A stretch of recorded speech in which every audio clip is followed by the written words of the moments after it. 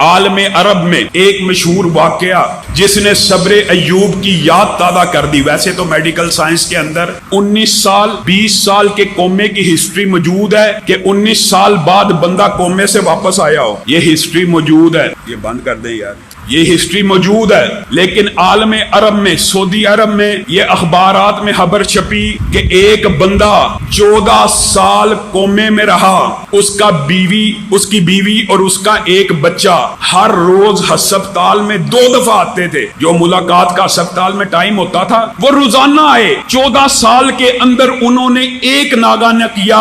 وہ بچہ ہر روز اپنے باپ کو غسل دیتا, اس کی غلاظت کو صاف کرتا, اس کو اچھی طرح نہلاتا. اس کی بیوی آتی ہر روز. ڈاکٹروں نے تنگ آ کے اس کو کہنا شروع کر دیا کہ آپ ہمیں اجازت دیں, ہم اس کی آکسیجن وغیرہ یہ جو مشینیں اتار دیں. بیوی بچے نے کہا یہ حرکت نہیں کرنی, ہم اپنے اللہ سے پر امید ہیں کہ ایک دن. بیوی نے کہا میرا خامن صحیح حالت میں بیٹھا ہوگا, اور بچے نے کہا میرا باپ ایک دن بالکل صحیح سلامت ہوگا. ہسپتال والے امید چھوڑ چکے ہیں, عملے والے امید چھوڑ چکے ہیں. ان بیوی اور بچوں نے امید کا دامن ہاتھ سے نہیں چھوڑا. 14 سال گزر گئے.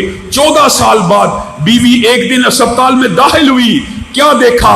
خامند بستر کے اوپر بیٹھا ہوا اس کا انتظار کر رہا ہے. اس کی آنکھوں میں پانی آ گیا. عملے نے, ڈاکٹروں نے آ کے خوشخبری دی. کہا میڈیکل سائنس کے اندر, عرب کے اندر, دنیا کے اندر تو 19 سال کے 20 سال کے واقعے موجود ہیں, لیکن عالم عرب میں پہلا واقعہ ہے کہ 14 سال کے کومے کے بعد کوئی بندہ ہوش میں آیا ہو. اور وجہ آپ ہیں, آپ کی استقامت ہے, آپ کی دیکھ بھال ہے, آپ کی نگرانی ہے. اللہ کی قسم, ورنہ تو ہم تنگ آ کے 1-2 سال بعد بندے سے آلات کو ہٹا دیتے ہیں اور گھر والوں کو منا لیتے ہیں کہ بس اس کو اللہ کی سپرد کر کے اللہ کے پاس جانے دو.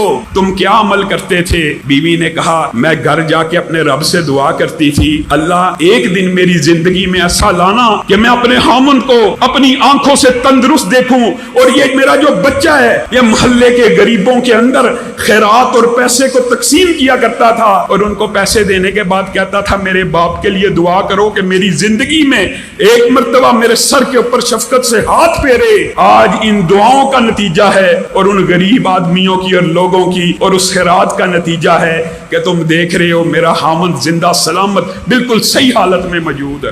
حضرت حسن بن سفیان رحمہ اللہ, اتنا مشہور واقعہ ہے. اعلام النبلاء کے اندر امام ذہبی نے بھی باسند لکھا, اور البدایہ والنہایہ کے اندر ابن کثیر نے بھی باسند لکھا ہے. حسن بن سفیان 9 ساتھیوں کے ہمراہ مصر کے اندر حدیث کا سبق حاصل کرنے کے لیے گئے. اب جو زیادہ راہ ساتھ لیا ہوتا ہے اس دور کے طالب علموں کا آپ کو پتا ہے, جو مال لیا تھا ختم ہو گیا. طالب علموں نے کہا حسن بن سفیان اللہ پہ توکل کر کے ہمیں ساتھ لے آئے ہیں, اب 1 دینار بھی پاس موجود نہیں کھانا کھانے کو.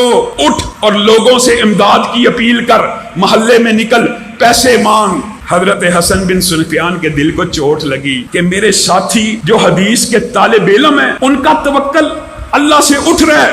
کہا ٹھہرو, مجھے 2 رکعت نماز کو ادا کرنے دو. 2 رکعت نماز ادا کی. اللہ رب العزت کی بارگاہ میں گڑ گڑائے, روئے. دروازے پہ, مسجد کے دروازے کے اوپر دستک ہوئی. امیر, مشہور امیر گزرے, امام احمد بن ابو العباس الترکی کا قاصد آیا ہے. کیا لے کے آیا ہے؟ 9 تھیلیاں لے کے آیا ہوں. 9 تھیلیاں کس لیے؟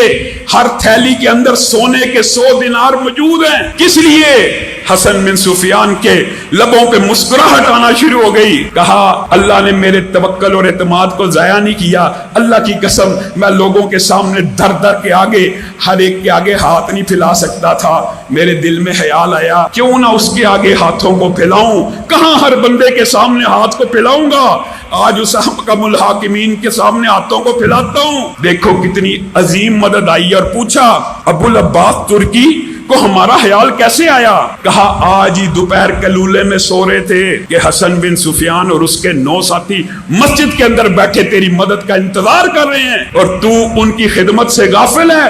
انہوں نے ہمیں حکم دیا ہے یہ 900 دینار سونے کے پہنچا دیے جائیں, اور کل وہ خود تشریف لائیں گے. پھر مصر کی بہت بڑی جامع مسجد ابو العباس ترکی نے حسن بن سفیان کو بنا کے دی, اور اس کی ارد گرد کی ساری زمین حدیث کے ان طالب علموں کو عطا کر دی.